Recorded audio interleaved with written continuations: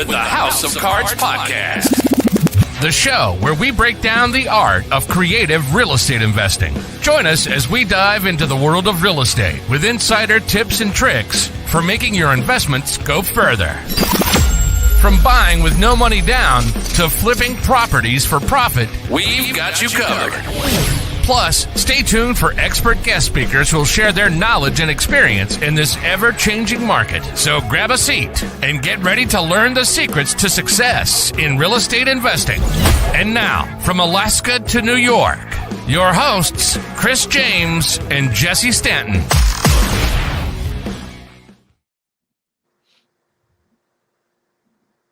Hello. Good morning. And welcome. That was a pretty epic intro. To the House of Cards podcast with Chris James and Jesse Stanton. And Mike.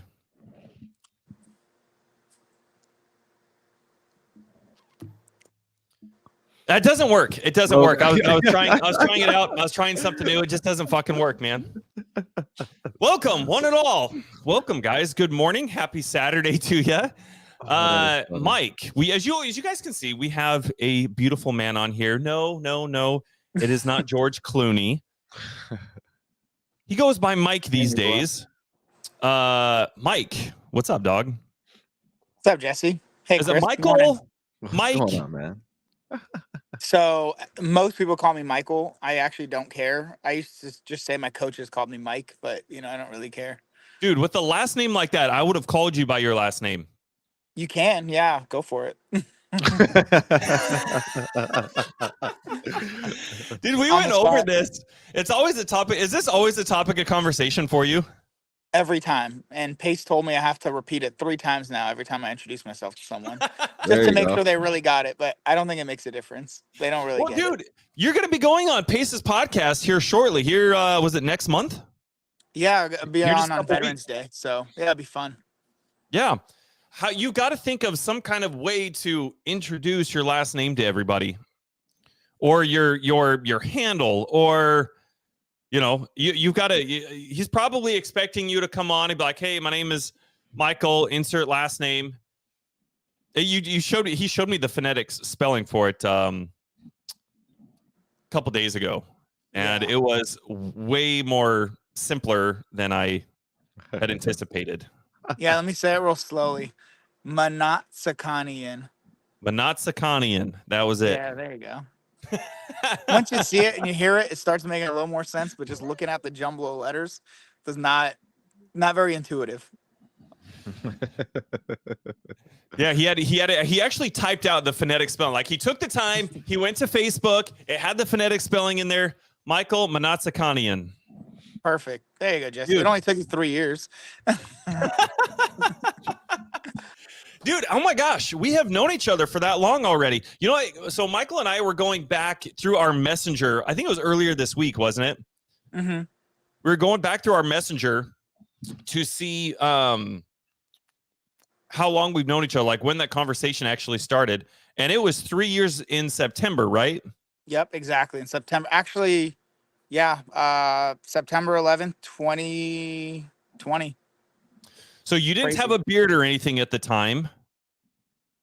No, I was active duty military. Definitely did not have a beard. Active duty military, man. If we had a long weekend, I might have had a little beard, but yeah, you probably looked. I would anticipate you would probably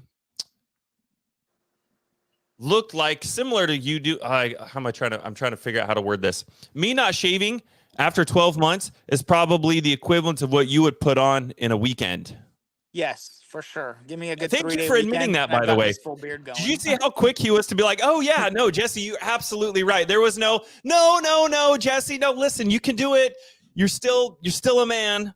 I'll say this: none of it's that. not your lack of beard growth; it's my abundance of beard growth. Well said there.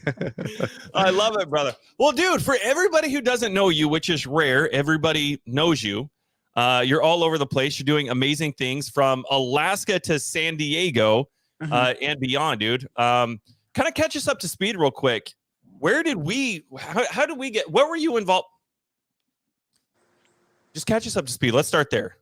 Yeah. How did you end up in Alaska where you and I started connecting, and now you're just this real estate tycoon leading the way here, bro? There we go. I like that. Let me real quick. So like where I'm at now, right? I have over 40 rental properties, most of it purchased via creative financing. That's where I'm at now. But then I really like to go into the actual backstory itself, because a lot of people see where you're at now and then just expect that it happened overnight. And that's like literally the furthest from the truth. People say, "Oh, you're an overnight success." And I always joke, yeah, 5+ year overnight success. You know, it took 5 years of hard work to even get to where I'm at. So it's like, that's where I like to lay the foundation up front and then now go back into it to kind of explain a little more detailed. So, where was I when we met? Even before we met, I mean, where we were at, actually, when we met, I had just only closed on my first ever property. It was a house hack. I moved to Alaska as part of the military, part of the Army. I was stationed in Fairbanks, Alaska. Before then, in 2018 is when I really got interested in real estate investing. And before then is when I got really interested in 2012, 2013. So right as I started college, I got really into personal finance. My goal at the time was always financial independence. How can I have enough of a net worth or monthly cash flow to come in to allow me to basically do whatever I want, whenever I want, on my own terms and on my own time? And doing that for several years, it was great, but it was going to take longer than I wanted it to take. And it was good. You're still going to retire around the mid 40s, way better than 60 plus and never being able to retire.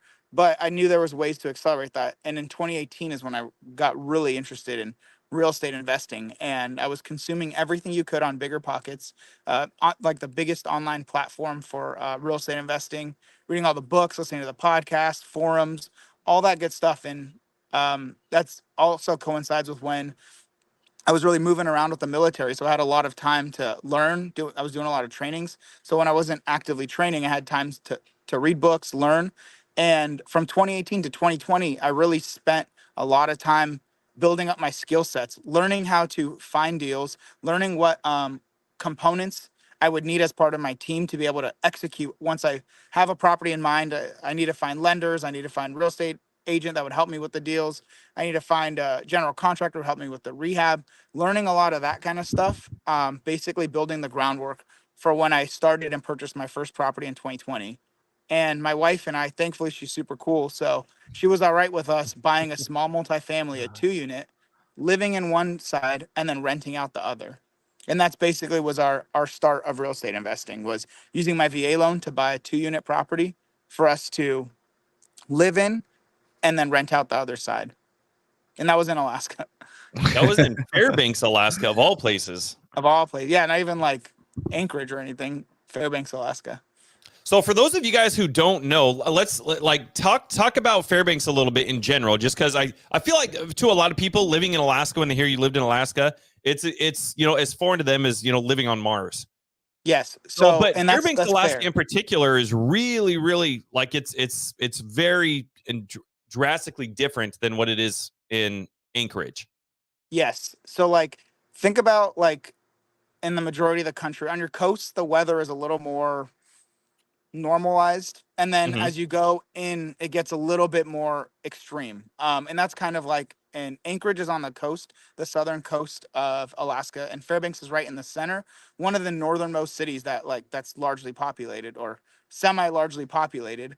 And the thing is, it's not snowing year round. We had to tell our family that when they wanted to visit to play in the snow in June. We're like, all right, there's no snow. It's still, we do have seasons, just 2 of them, but it is extreme. Like we have summers are 100% daylight basically for like 2-3 months. It's almost entirely daylight. I mean, I guess it's like 20 hours of daylight. At the peak, it's maybe 22, 23 hours of daylight with barely a little bit of the sun goes down over the horizon for a bit. Like it does, but it doesn't go down. Like I just want to make that distinction. When it like if this is the horizon and the sun goes right below the horizon, you guys know how the light, it's still light outside. Like the sky is still light. It's not dark at all. But from a technicality, you're right. Like it rides that horizon and then just starts coming back up. Yeah, it just does not go to sleep, unfortunately. But you can deal with that, right? You get blackout curtains and all that. You try not to let your barbecue creep into 3, 4, 5, 6 a.m. because you have to go to work early the next day. And then winter's like the exact opposite. It's like literally super dark. Like it's the same amount of 23 plus hours of sunlight is basically the same thing you get on the winter solstice, which is December 21st each year. And basically you get like 23 plus hours of darkness with a little dim sunlight, like not the sun. You just get a dim sunlight. And every day after that, you get like 7 more minutes of sunlight. And it's just, I mean, it's incredibly dark and it's freezing cold, right? We had days as cold as minus 60. Although on average, it was, nice and warm around negative 20-ish. So, Dude, I remember when I first moved up here, I couldn't imagine living in Fairbanks. I could not imagine. And you spent 3 years there. yeah, well, I was forced to. So, yeah, it would be AWOL if I left early. Yeah, I remember when first learning about Fairbanks when I moved up to Alaska. And Fairbanks and it's really interesting, like the climate of Fairbanks in and of itself, because it's the one place in the entire world, guys. It's the one place, Fairbanks, Alaska, in the entire world. It's the one place that has as big of a temperature fluctuation as it does. It can get up to 100 degrees during the summer, but also during the winter, it can get as low as negative 100 degrees. And intraday volatility too. We had days where you're minus 30 and then up to positive 20. Like a 50-degree swing is like insane when you're going from freezing cold to like basically no more snow. Like it's like a ridiculous. I want to say we've had even bigger drastic changes in one single day. It was just ridiculous. Oh my Depending gosh. on the darkest part of the day to the most sunlit part of the day. It was just so crazy. Very interesting, bro. Tell me Actually, a and little another bit. thing. Wait, Yeah, just go ahead. real huge about Alaska. When you go there, you'll realize that not every car is an electric car, but they all have plugins, and that's to basically you plug in your vehicles in winter so that your batteries don't freeze and like Really? your engine oil doesn't freeze, like the liquids in your vehicle, you don't want them to freeze. So that's what the plugins are for. They're not all electric vehicles. They're electric, but in their own way. And that was a trip. I'm like, dang, every single car in Alaska is an EV. That's cool. They're really conscious about the environment. And it's like, nope, we just got to keep our cars from freezing. Yeah, I learned that the Plug it hard into way the in block winter. heater. So tell me a little bit, like, how does all this affect the real estate up in Fairbanks? Because me and Chris probably over the last handful of months probably had 2 opportunities to do a fix and flip up there. They didn't end up panning out, but I was always kind of curious, like just with the drastic and such gigantic temperature fluctuations, and you're just on one way or the other. Like it's to the extreme one way or the other. Like how does that affect the real estate up there?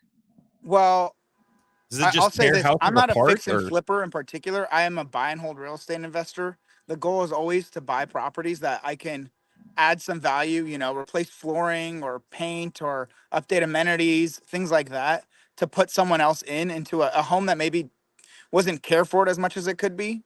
So it's a different business model than fixing and flipping. But for fixing and flipping, there's, and you've probably heard this, Jesse, there's basically 2 seasons in Alaska. There's winter and then there's like construction season. So you're not really doing anything. Yeah.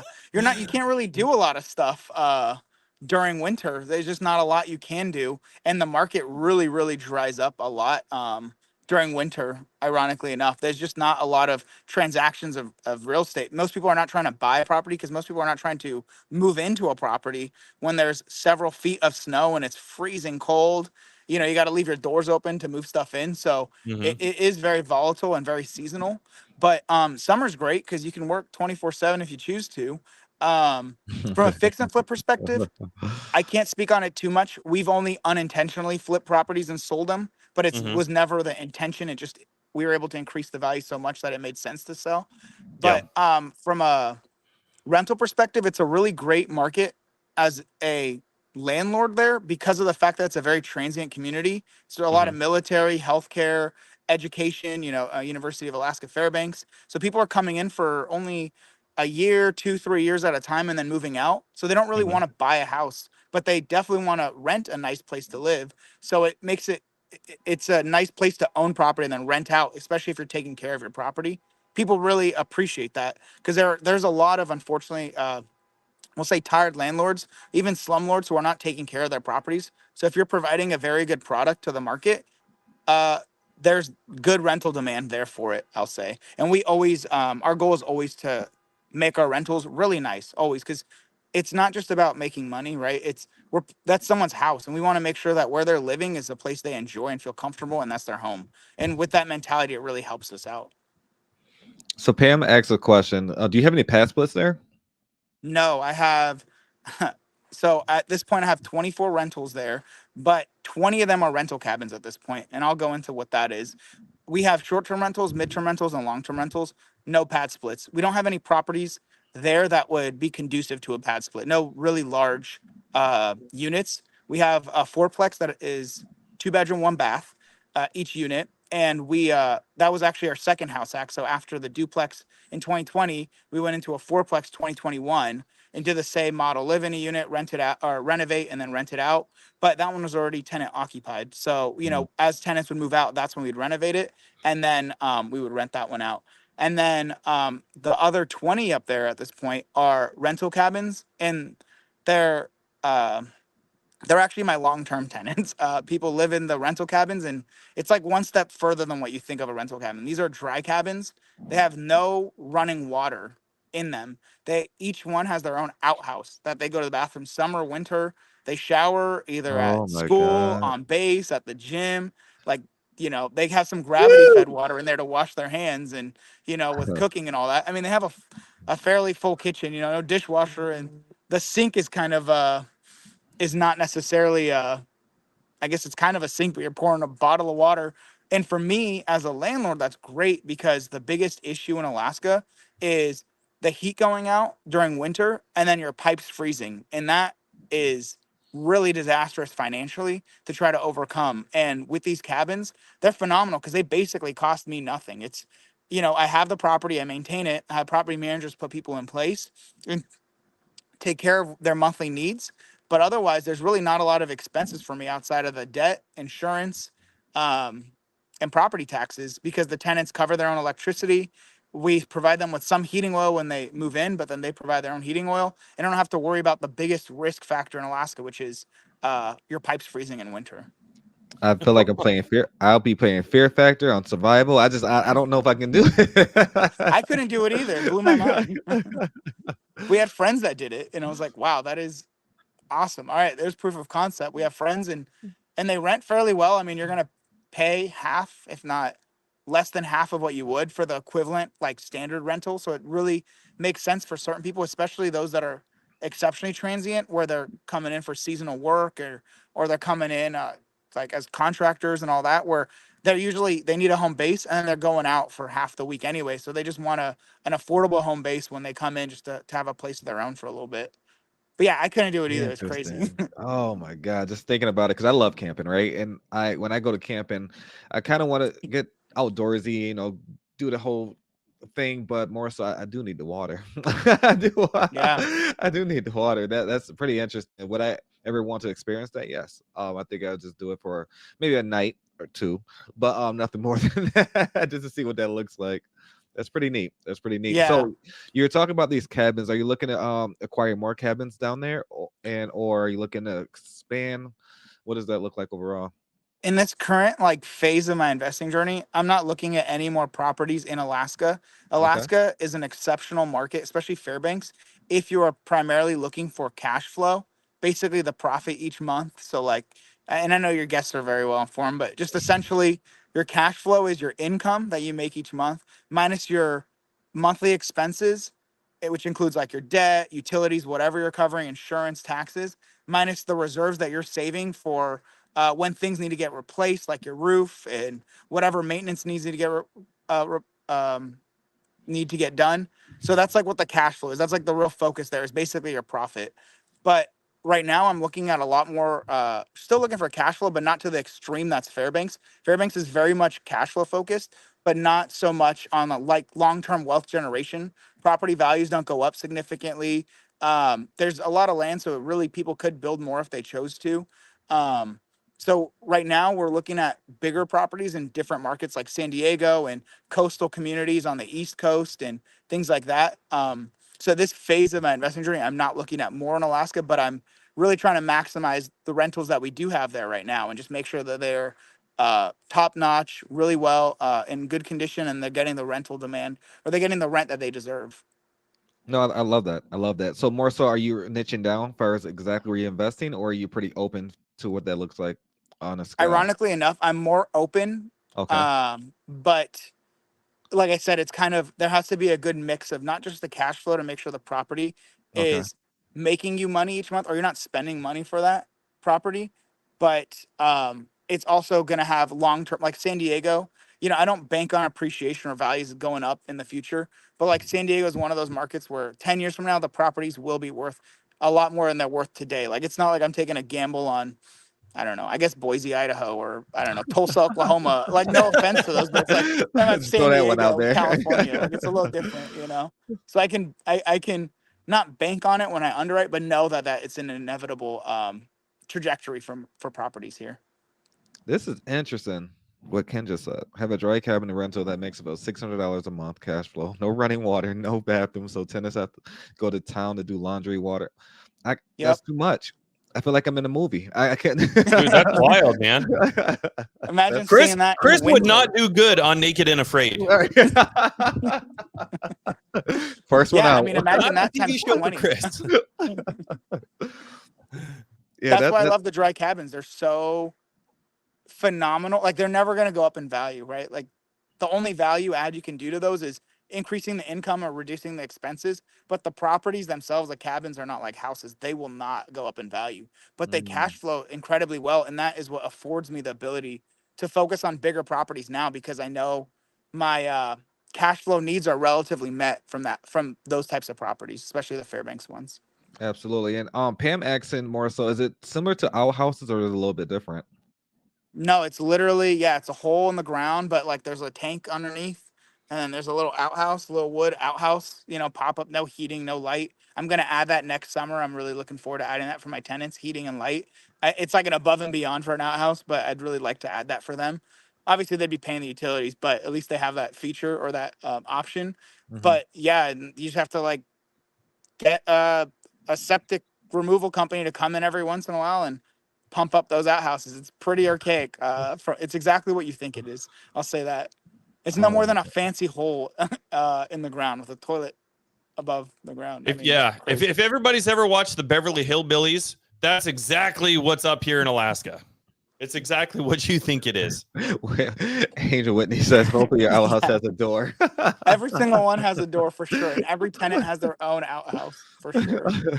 And it's like somewhat normal. I'm not saying every house is a freaking dry cabin or rental cabin up there. There's even like damp cabins that have water, but a lot of these where it's like a lot on a lot, they're typically dry cabins. And I'd say, I don't know, maybe less than 10-15% of the total rentals up there are these, but it's like much more than you'd expect anywhere else. It is mind blowing nonetheless. Every time I go, I still am thinking, oh my gosh, like I can't believe people do this. It's crazy, but I understand that there's a need for it as well, especially up there. Let me ask you something, Mike.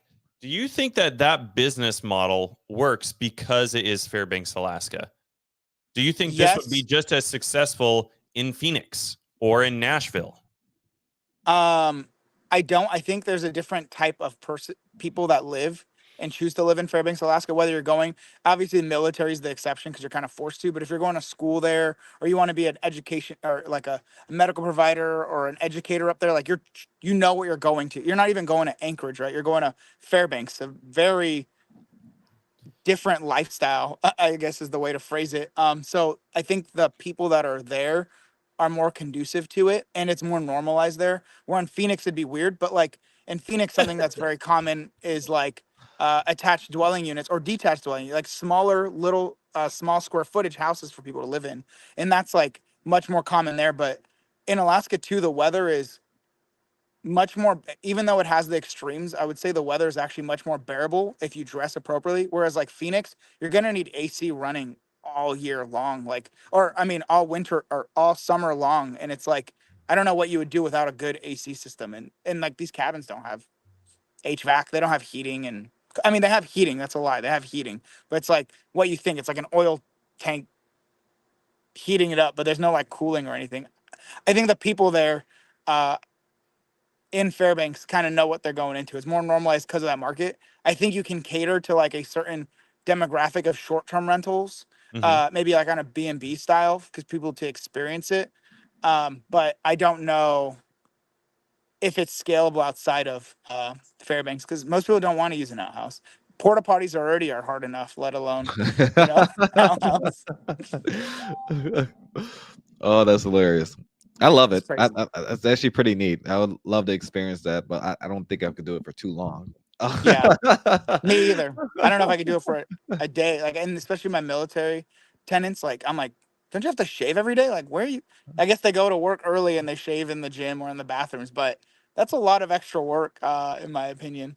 So, and I will say the coolest thing about the cabins is not necessarily the cabins themselves. That is awesome, but it was the way, this is the first deal I actually brought to Jesse and he helped me out with, because up to this point, I was purchasing properties using conventional loans, and this one was a creatively financed deal where I actually got paid at the end to buy this property. So basically, I found sellers. Or can I go into it a little bit? Kind Oh, of how we please go found this into Yeah, it. That deal. was actually going to be absolutely. my next question.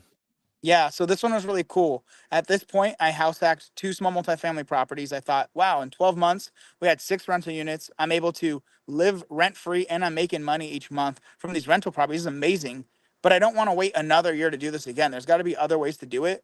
And people that know me know I'm semi risk averse, even though it may not seem like it sometimes. But I'm semi risk averse, so I didn't want to put a lot of money down into buying a property. So I definitely didn't want to put a 25% down payment down. So I started learning about seller financing at that point and how I can target uh, people, let's say investors or landlords who might be conducive to a good seller financed transaction. So what I did was I put together letters. Well, first I got a mentor in that space to help me out and understand kind of what am I doing. And then my wife and I drafted letters in our living room, 250 of them, and then sent them out to 250 different landlords in Fairbanks, Alaska that own properties that were 2+ units. So basically, and we were targeting something called tired landlords, people who have owned their property for a while, they have a lot of equity, and maybe their seller financing is a good option for them if they can maybe make more money or split up their capital gains, their tax hit, or whatever they're looking for, right? And especially if Yep. they're tired, they really don't want to deal with it, especially in Fairbanks, Alaska, especially if they've moved out of state at this point. They're like, I really don't want to worry about the weather in Alaska. I want to enjoy my Phoenix hot desert. I don't want to think about the snow up in Alaska. So we sent those letters out. We had actually a decent amount of people, maybe 10% reach out to us. I looked at 20+ properties, but at that time, I really just wanted one. And this is the one that caught my eye the most because when I was running the numbers, it just made a lot of sense. But it was basically going to be $1 million transaction. And I, once again, did not have $250,000, 25% down to pay the bank as a down payment to purchase it. But the seller and I agreed to terms. And I realized he basically had $500,000 of equity. Of the $1 million, if I paid him $1 million, he basically had $500,000 between his existing loan and that purchase price. So $500,000 of equity, but he only needed $200,000 to move on to the next phase of his life, which was to buy a property in a different market for him to live in. So I started reaching out to people, including Jesse, to get a good understanding of how can I tap into this to lower my entry cost so I don't have to come with the full 25%. How can we tap into the other $300,000 that the seller has in equity that he doesn't need right away, but maybe he will seller finance it back to me so I can do it. So that one was crazy. So the idea was the bank would allow him to seller finance up to 10% of that down payment or 10% of my 25%. And then I created a separate agreement with the seller that he would seller finance the remaining 15%.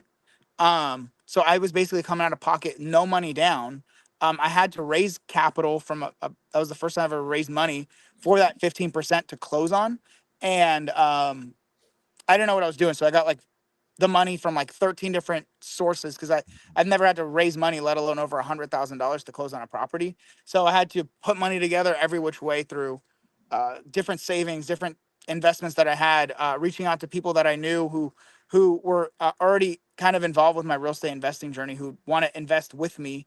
And so we're able to do that. And basically, I raised enough for him to cover the full 25% down payment and to cover all of my transaction costs and give me a couple $1,000s when I came in so I can immediately invest that into improving the property. And for the seller, he was happy because he got the $200,000 that he needed to move on with the next step of his, he wanted another house and he wanted to live in it. So he got the 200,000. I was able to give him the purchase price he was looking for, and I've giving him 5% interest on his money for the next 12 years. So he doesn't have to worry about how am I going to invest this money? What am I going to do about it? Like, what am I going to do with it? He just knows that, okay, I'm going to leave this $300,000 in the deal. It's going to help me out tremendously because less money I have to raise.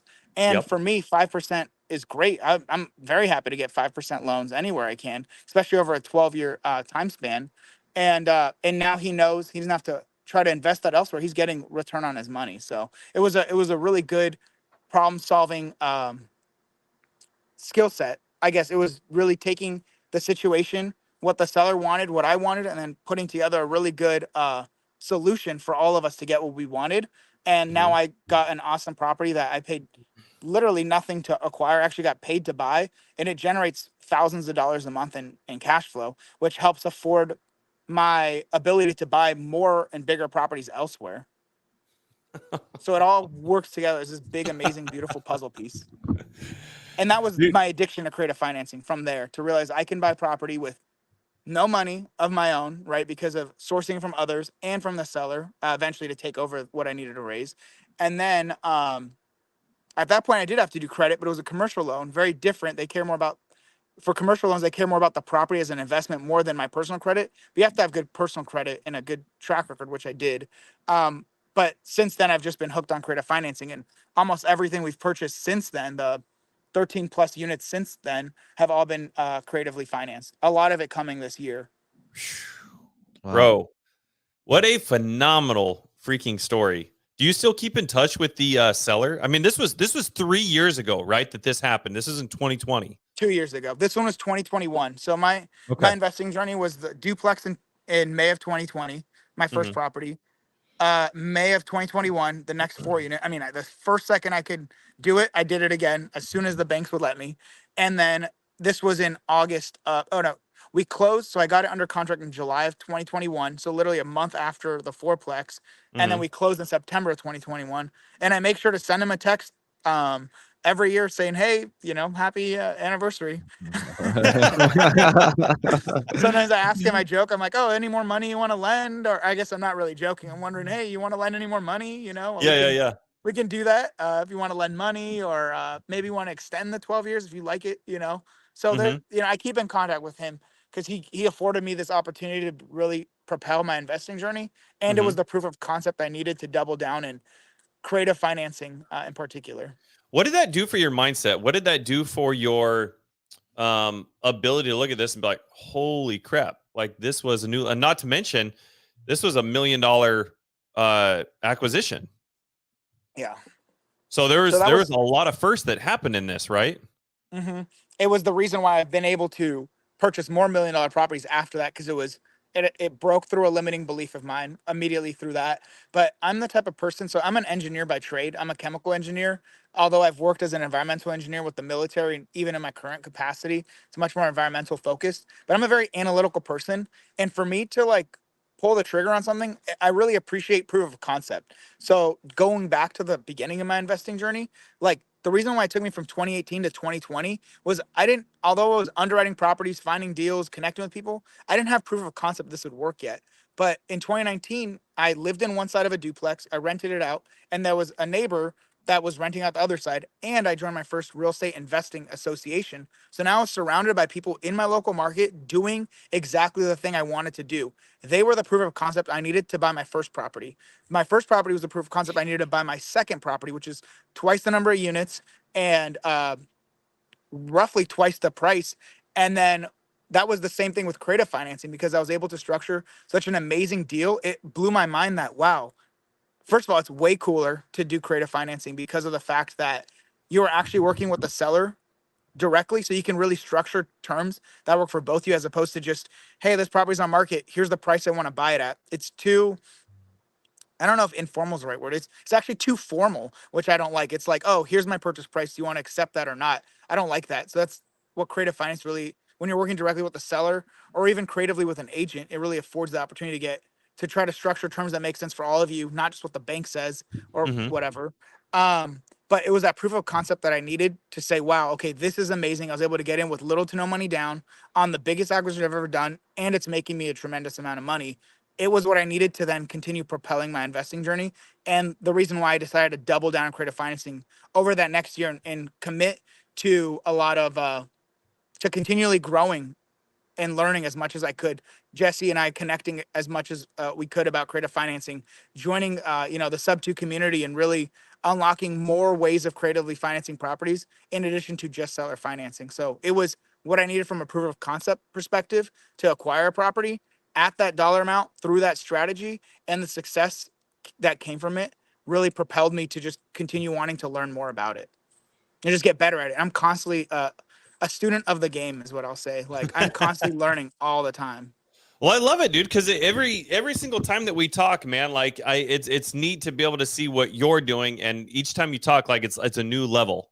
It's a new level. I mean, we talked earlier. You got Pace's podcast that you're doing in a couple weeks, and to me, it sounded like you guys were talking about that specific transaction. I'm sure you'll be talking about more than that, but I think you guys are going to be talking more about the property that you're at right now, aren't you? This is one of the 2 properties we purchased in San Diego recently. Almost $3 million of creatively financed deals just in San Diego alone. Small multifamily, basically, or big single families that can be easily converted to multifamily. And the amazing part of this is the sellers were on their way to foreclosure. They were going to lose this property, lose everything they invested into it, and wreck their credit. So we're able to buy the property. And although we don't give them depending on the terms of the deal, they may not get a lot of money from us, but we salvage their credit, we protect it, we actually improve their credit, we get them some money to help them with their, this house in particular, the seller is moving to the other side of the country, military family, and they couldn't buy their next property, and they were very adamant now that they have, they wanted to buy the next property, and they weren't going to be able to do so unless they sold this one. So we're able to creatively structure the transaction so that they can buy their next property, give them enough money to pay off what they needed to acquire the next one. And I'm able to take over $1 million asset for less than $60,000 down. And I take over their 4-point-something% interest rate loan, which interest rates are over 8+% right now. Like, first of all, I got it for, let's say, 6% of the actual purchase price, which is not possible for an investment. And I'm getting it at half the going interest rate right now. And the seller was able to do exactly what they wanted to. And we got an agent paid during the process. Like, it's an amazing win-win type of scenario, which I love. Good And night. similar concept with a $2 million amazing property in San Diego that we just finished setting up, and it's crushing it as a really cool short-term rental right now. Wow, phenomenal, dude. And how did you find these? What are you doing for marketing right now? So what I'm doing right now with the market pivot, so like I same way I'm a student of the game of real estate investing, I also understand that different market cycles, different economic cycles afford different types of transactions that work best for them.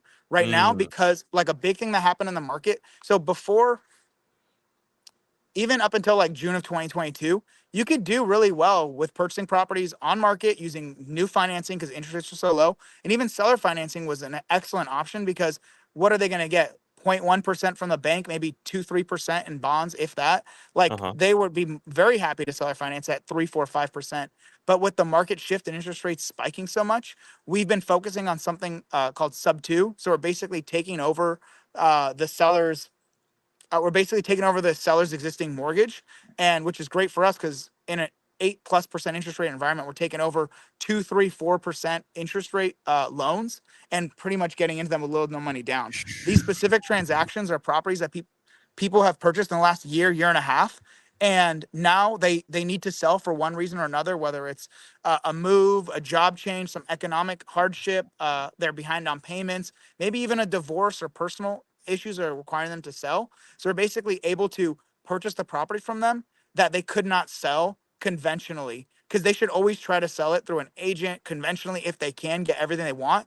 But with the recent market shift, interest rates spiking and property prices going down, they just can't sell it. Even like if they sold their $1 million property that they bought for $1 million last year, It doesn't work like that. It doesn't just break even. They lose money when they acquire the property on transaction costs, closing costs, agent commissions, and they're going to lose even more money when they have more transaction costs, closing costs, agent commissions on the sale. So we call these low equity on market deals. So people are trying to sell it on market, but they can't. The market is not willing to pay them the amount they need to buy it through a new loan. So we can make it still make sense for us if we're able to take over the really good low interest rate loan. Basically, is and with little to no money down. Like that's kind of the overall concept of kind of high level. Well, I guess I went a little detailed, but kind of what we're looking at right now a lot. And that's not all that we do, but that's a big focus because that's what this market is conducive to right now. I know I have friends who have done over 100 of these in the last year, and this is a very big thing, very big problem to solve right now. Good night. So let us know when you're taking Brandon Turner's spot. Yeah, right. Don't forget about us when you're famous. Dude, that is really amazing. We've got about 4 minutes left. If you guys got any questions specifically that you want to know from Michael, please shoot them out here real quick. But in wrapping this up kind of real quick, Michael, I'd like you to touch on what you guys are doing now. You guys are a veteran-owned business. You have a veteran business partner, which is a veteran myself, I think is just absolutely phenomenal. I think it's a great niche. I think it's a great thing that you guys are doing. I know you mentioned this, you said this house right here was a veteran. This is a VA loan, and right? So was the other property too. And that's the problem too, is unfortunately our active duty and veteran service members are not afforded the best education in what their options are, even when it comes to personal finance, let alone the use of their VA loan and all these things. So we try to educate more than we even actually acquire property. So that's a big component of ours, is really helping veterans and educating them and personal finance first and foremost, and then real estate investing as an opportunity for them.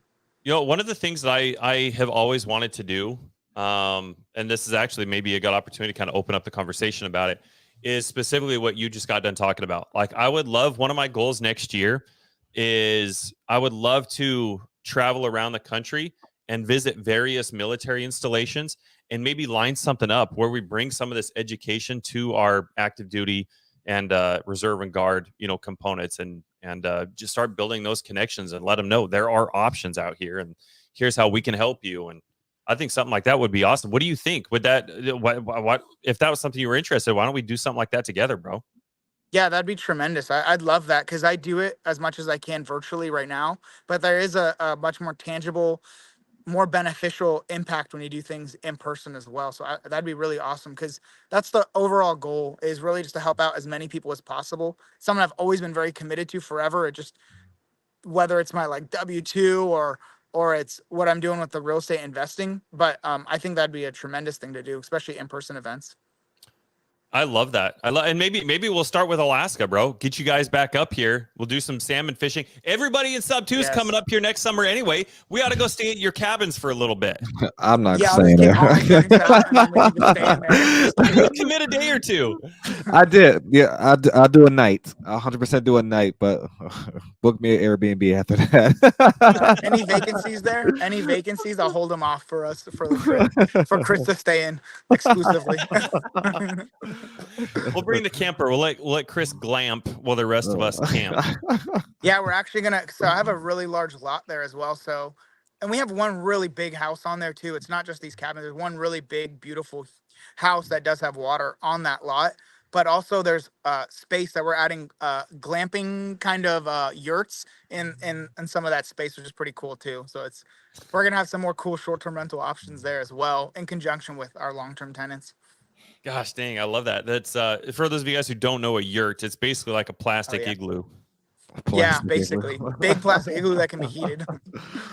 Yeah. And it's got like usually a dome that you can see through.